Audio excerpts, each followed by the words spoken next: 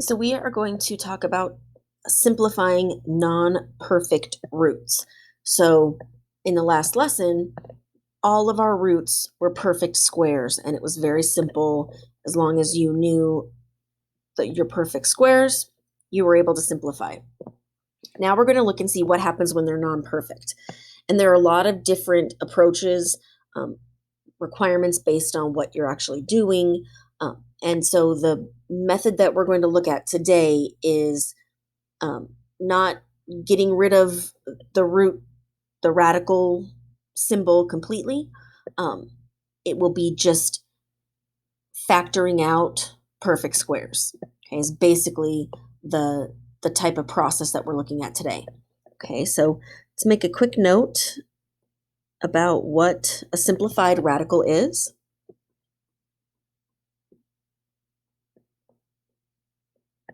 So a simplified radical means that there are no perfect factors under the radical symbol.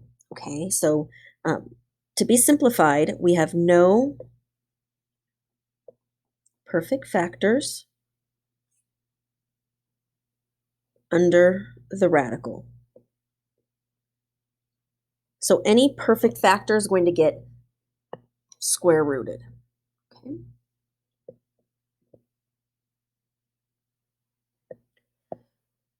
So we're going to find the largest. You don't need to write that down. So we're going to find the largest perfect factor that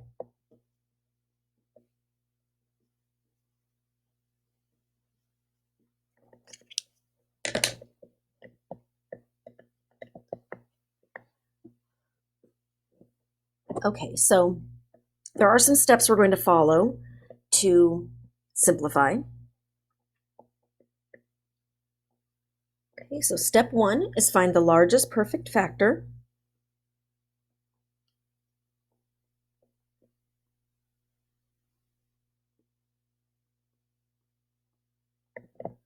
That the radicand is divisible by.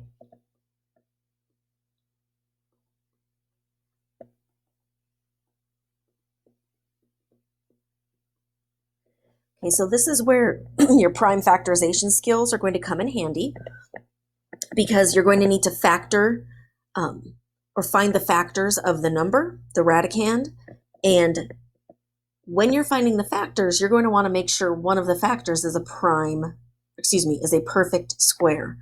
So for example,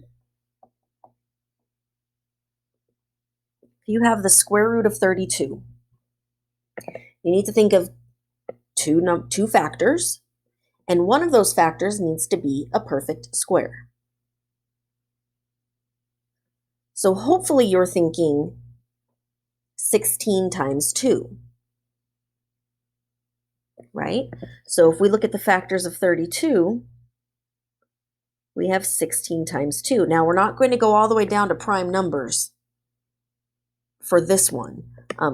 We will talk about when that is a possibility and when you might want to do that. But for this one, I can see that 16 would be one of the options. And 16 is a perfect square.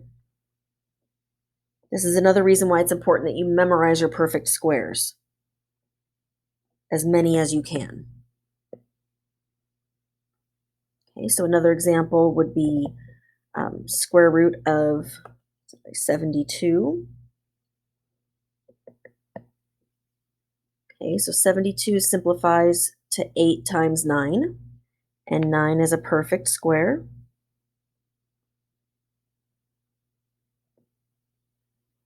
Okay, so that's step one. Step one is to just break down the number underneath the radical symbol, or the radicand, until you find one number that's a perfect square. Now, just in case you've been looking at 72, there's actually another option, because if you look at the steps, it says we want the largest, and 9 is not the largest perfect square. 72 also can be broken down to 36 times 2.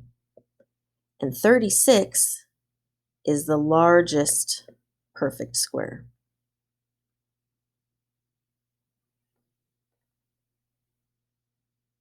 Okay, we'll come back to it in a minute and I'll explain why you want the largest. There is a reason for that, and we'll see that as we kind of work through. Okay. Step 2. So on step 2, we're actually going to rewrite the radical and the radicand as a multiplication problem with our two factors. Okay, so rewrite the radical as a product of the perfect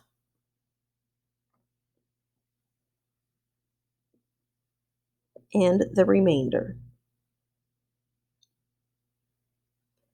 And you'll notice in the notes I don't write perfect square. That's because these steps would apply to a cube root, and there are perfect cubes. So that's why you don't see me writing perfect square here, because this process could apply to any different level of roots. Okay, so if we go back to our examples from before, so if we looked at the square root of 32, now our roots, our factors were 16 times 2. So I'm going to rewrite square root of 32 as square root of 16 times the square root of 2. Now on a side note, you might feel like writing the 16 times 2 underneath the radical makes a little more sense. Remember when we looked at multiplying, we said that as long as the index was the same, you could actually multiply the radicands and put a root over the top. So what I wrote here is absolutely acceptable. If this makes more sense to you, you can write like this. The only thing that I like about the way I wrote it here is that you can kind of see the separation, and you can see pretty clearly that square root of 16 would become 4. Square root of 2 becomes nothing but the square root of 2.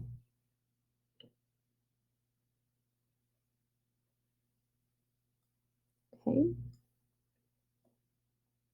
Now if we look at the square root of 72, we had two different breakdowns, 8 times 9 and 36 times 2. And so what you're going to see is I'm going to show you why we want to look for the largest perfect square. So I'm going to work with the largest perfect square when I do this. And I'm going to say the square root of 36 times the square root of 2. And what happens is I end up with 6 times the square root of 2. Right? Square root of 36 is 6. Square root of 2 stays square root of 2. Now, if I would have done square root of 9 times square root of 8, I would get 3 times the square root of 8. And the problem that happens is that 8 has a factor that's perfect. So I'm actually not done. This is not simplified. So that's why we want the largest perfect square. Now, let's say that you didn't find the largest, or you didn't realize there was a largest. There's nothing wrong. It's just that you're not done. So you would need to continue, and you would actually have to simplify square root of 8. Okay, so what we would do is we would take 3, and then I would rewrite this as the square root of 4 times the square root of 2. And I would get 3 times 2 times the square root of 2, or 6 times the square root of 2. So you can still get to the correct answer. It's just a lot more work, a lot more steps here than if you find the largest perfect square from the beginning. Okay, so again, there's nothing wrong if you don't find the largest perfect square. It's just that you have to make sure when you get to this point and you think you're done that you double check the radicand, this number under the radical, and make sure that there are no perfect factors inside that number. Okay, step 3.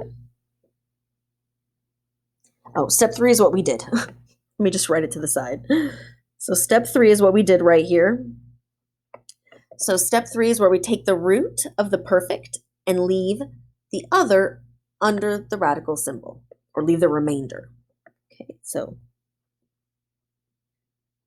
take the root of the perfect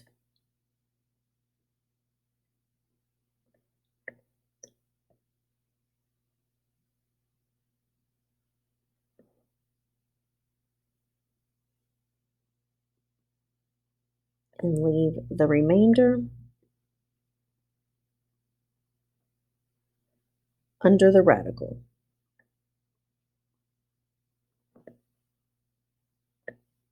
Right, so that's what we did right here. We took the root of 36 and got 6, and the remainder was left under the radical.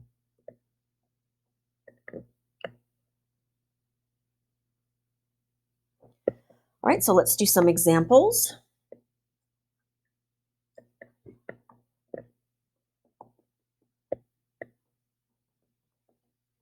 So in these examples, we're going to look at some larger numbers that you may not be able to think of the largest perfect off the top of your head. And so I want to give you a process for that.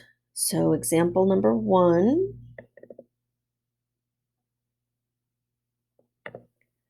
Square root of 180. So your first thought might be 9 times 20, because 9 is a perfect square, and that's true. However, there is a perfect square inside 20.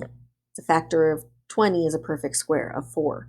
So our goal is to find the largest perfect square. So what we're going to do is, off to the side, we're going to do some prime factorization, okay? Now, some people like to do the prime factorization with the radicals. Others, it doesn't, don't think that they need the radical. It's completely up to you. For me, sometimes if I'm not paying close attention, I'll forget that I'm even doing square roots, and I'll do the prime factorization and I'll forget about it in some way. So I tend to use the radicals just to remind me that I'm looking for squares. You'll see what I mean maybe in a second. But you do not have to write the radicals. And I have found that sometimes students that don't write the radicals tend to get a little confused at a certain point. So it's up to you. So if I look at 180, if my first thought is 9 times 20, that's fine, because I know, and again, this is one of the reasons why I keep the radicals. My brain sees this as 3. And since I didn't write the radical, that tells me that I already square rooted the number. Okay, so it's kind of my way of keeping kind of track of everything. But it's up to you. Okay, so now 20 would break down to square root of 4 times square root of 5. So if I look here, I have a perfect square here. I have a perfect square here. 5 is prime. There's nothing perfect, no perfect factors there. So if I look at this, square root of 9 times square root of 4 is actually the square root of 36, right? So right here, I would say the square root of 36 times the square root of 5. Or you could have said, I'm going to write it to the side, square root of 9 times square root of 4 times square root of 5. And you would get 3 times 2 times the square root of 5, which is 6 square root of 5. So that's one option. The other option would be the way I wrote it over to the left. Square root of 36 is 6 times the square root of 5. And you get the same exact answer. It's just an extra step. Okay.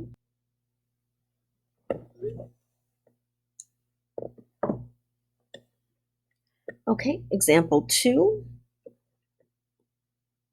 square root of 125.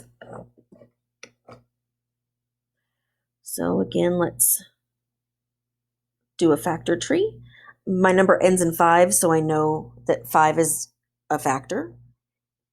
And I find that 5 times 25 is 125.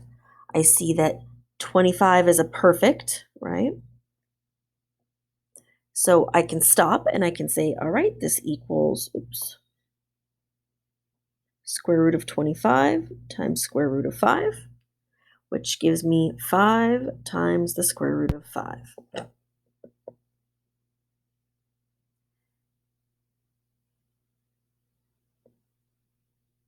Now,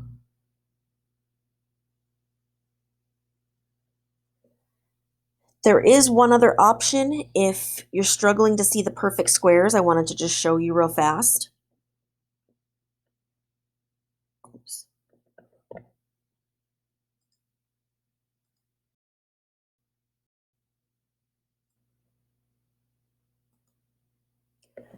Okay, so one other option that you have, just in case this is a little stressful, you're not seeing the perfect squares, you're still struggling with identifying those, what you can do is break this down into square root of 5 times the square root of 25. Okay, everybody should be able to do prime factorizations, right? So then you go ahead and you just continue factoring and continue the tree until you've exhausted every level. There are no more numbers that can still be factored or can still be broken down, right? So I always bring these little guys down. You don't want to forget about the parts of the tree that are, stopped soon, right? So I end up with square root of 5 times square root of 5 times square root of 5. Now, what we know about perfect squares is that we have a number times itself, right? So if I look here, it doesn't matter even which one I pick. If I look here, I have square root of 5 times the square root of 5, which would be square root of 25, right? So that tells me that I have a perfect square right there. So what I do, if I can't, see the perfect square, is I would break it down all the way and then look for pairs, right? Pairs of the same number, because I know those pairs are going to create a perfect. So what I get here is when I see my pair of square root of 5s, I would have square root of 25 times square root of 5, because I know this equals square root of 25, right? And then I can write it like I did here as a square root of a perfect times the remainder under the radicals. Okay, so let's look at another example.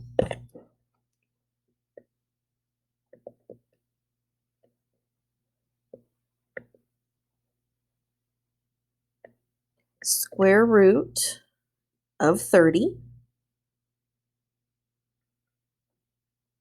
So now for the square root of 30, if I break this down, I get square root of 3 times square root of 10. Square root of 10 becomes square root of 2 times square root of 5. And I don't have any perfects here. So this is simplified.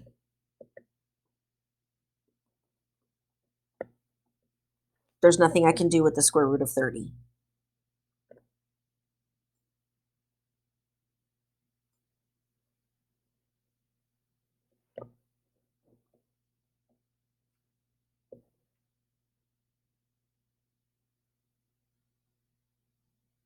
All right, next up, square root of 32. So let's break this down. Now, depending on what numbers you pick in your tree, if, like I said, if you're able to kind of think perfect squares, you might see 4 times 8. Maybe you see 16 times 2. Maybe you don't see any of those.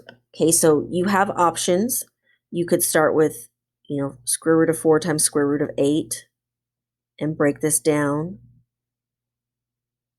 into square root of 4 times square root of 2. And so what you would have would be the square root of 4 times the square root of 4 times the square root of 2, which would get you 2 times 2 times, oops, not 3, times the square root of 2, 4 square root of 2. That's one option. Or maybe you saw square root of 16 times the square root of 2. Or maybe you didn't even see it that way. Maybe you just said, well, it's an even number, so I'm going to divide out a 2. Or I know that 2 is a factor. And what you end up getting is, hopefully you see that 16 is actually a perfect square. And so from here, you would be able to just go straight to 4 times the square root of 2.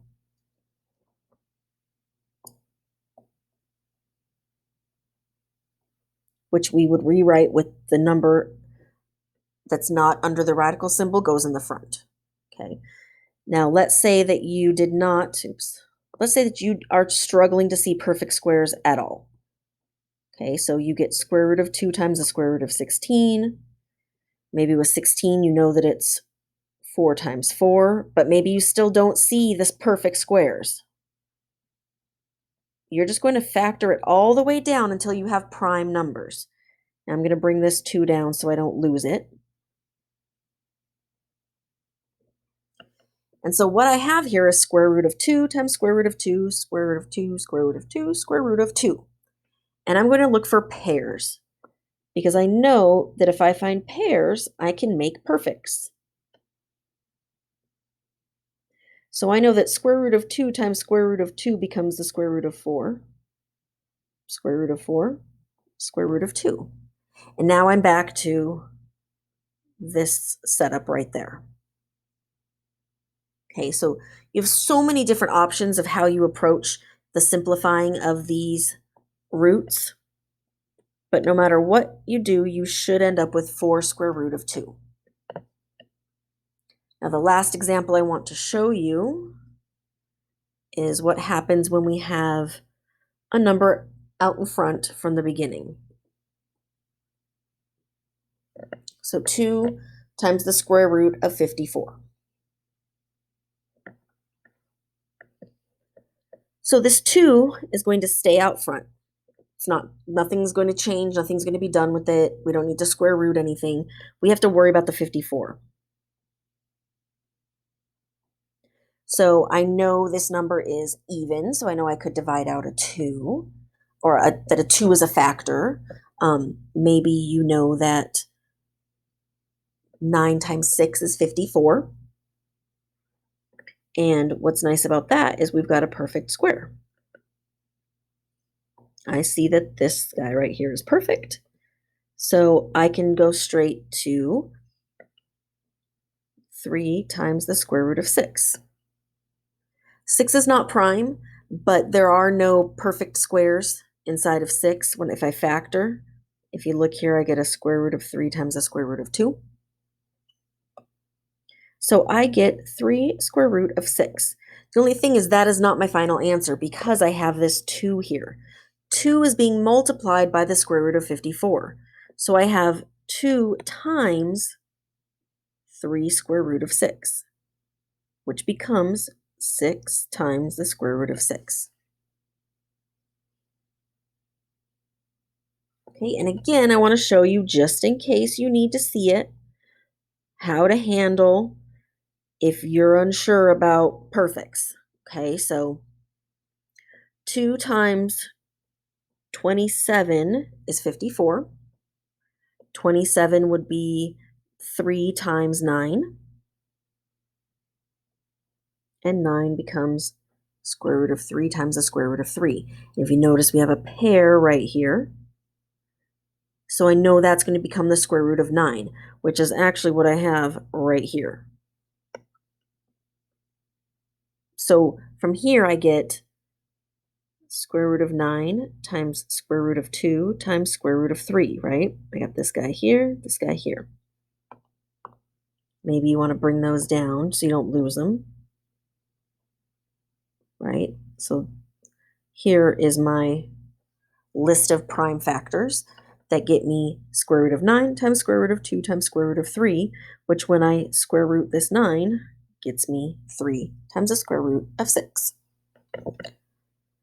So now we're combining prime factorization with square roots.